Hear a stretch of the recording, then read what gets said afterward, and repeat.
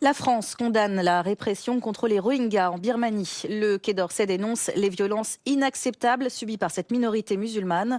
La semaine dernière, plus d'une douzaine de lauréats du prix Nobel de la paix ont demandé au Conseil de sécurité de l'ONU d'agir, tout comme l'ONG Human Rights Watch qui en appelle au gouvernement. La dirigeante birmane Aung San Suu Kyi, également lauréate du prix Nobel de la paix, reste murée dans son silence. Je rappelle que depuis octobre dernier, 50 000 Rohingyas ont fui les persécutions de l'armée birmane dans le nord-ouest du pays. Le point avec Cécile Tuillier. Des policiers birmans en train de martyriser des Rohingyas. L'image a été jugée suffisamment choquante par les autorités du pays pour qu'elle fasse arrêter plusieurs officiers identifiés dans la vidéo, dont celui qui a filmé. Une réaction encore bien timide de la part du gouvernement.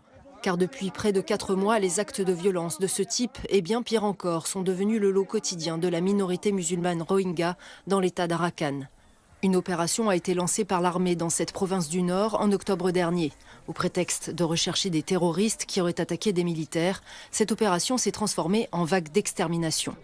Accusée de ne rien faire pour empêcher ces massacres, voire de laisser se perpétrer un génocide, Aung San Suu Kyi, la dirigeante birmane, a fini par mettre sur pied une commission d'enquête il y a quelques jours. Son rapport provisoire est déjà très critiqué par les ONG humanitaires.